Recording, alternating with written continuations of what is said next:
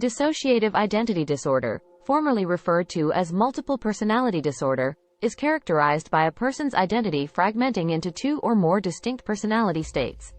People with this condition are often victims of severe abuse.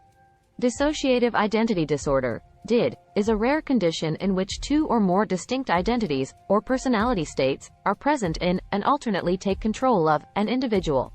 Some people describe this as an experience of possession. The person also experiences memory loss that is too extensive to be explained by ordinary forgetfulness.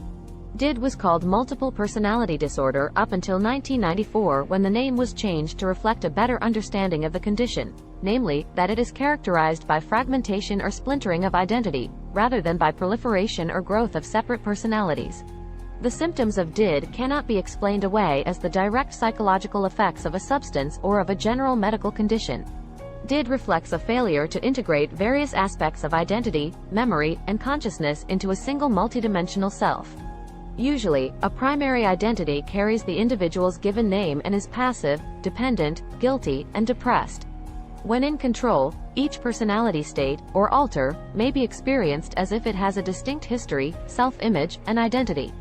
The alter's characteristics, including name, reported age and gender, vocabulary, general knowledge, and predominant mood, contrast with those of the primary identity. Certain circumstances or stressors can cause a particular alter to emerge. The various identities may deny knowledge of one another, be critical of one another, or appear to be in open conflict. Symptoms. According to the DSM-5, the following criteria must be met for an individual to be diagnosed with dissociative identity disorder. The individual experiences two or more distinct identities or personality states, each with its own enduring pattern of perceiving, relating to, and thinking about the environment and self. Some cultures describe this as an experience of possession. The disruption in identity involves a change in sense of self, sense of agency, and changes in behavior, consciousness, memory, perception, cognition, and motor function. Frequent gaps are found in the individual's memories of personal history, including people, places, and events, for both the distant and recent past. These recurrent gaps are not consistent with ordinary forgetting. The symptoms cause clinically significant distress or impairment in social, occupational, or other important areas of functioning. Particular identities may emerge in specific circumstances. Transitions from one identity to another are often triggered by emotional stress. In the possession form of dissociative identity disorder, alternate identities are visibly obvious to people around the individual. In non-possession form cases, most individuals do not overtly display their change in identity for long periods of time. People with DID may describe feeling that they have suddenly become depersonalized observers of their own speech and actions. They might report hearing voices, a child's voice or the voice of a spiritual power, and in some cases, the voices accompany multiple streams of thought that the individual has no control over. The individual might also experience sudden impulses or strong emotions that they don't feel control or a sense of ownership over. People may also report that their bodies suddenly feel different, like that of a small child or someone huge and muscular, or that they experience a sudden change in attitudes or personal preferences before shifting back. Sometimes people with DID experience dissociative fugue, in which they discover, for example, that they have traveled, but have no recollection of the experience. They vary in their awareness of their amnesia, and it is common for people with DID to minimize their amnestic symptoms, even when the lapses in memory are obvious and distressing to others.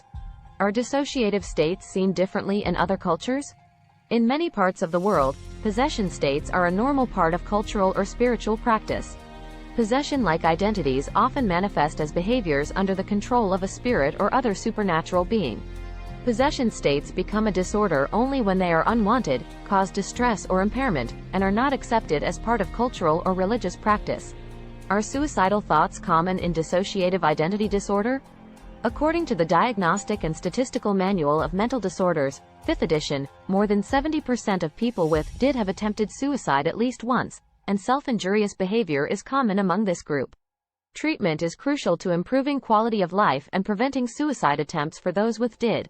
Causes. Why some people develop dissociative identity disorder is not entirely understood, but they frequently report having experienced severe physical and sexual abuse during childhood. The disorder may first manifest at any age.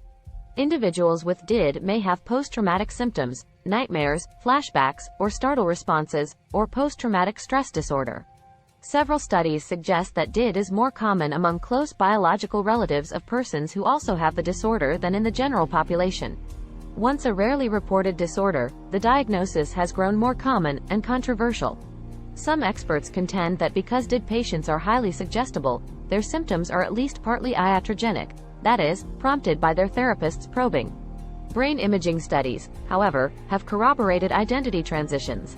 What other dissociative disorders are there?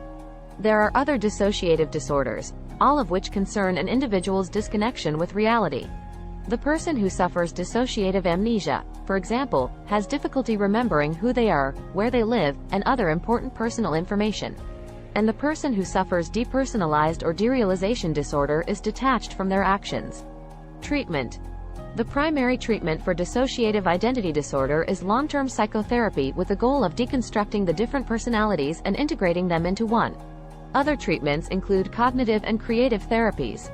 Although there are no medications that specifically treat this disorder, antidepressants, anti-anxiety drugs, or tranquilizers may be prescribed to help control the psychological symptoms associated with it.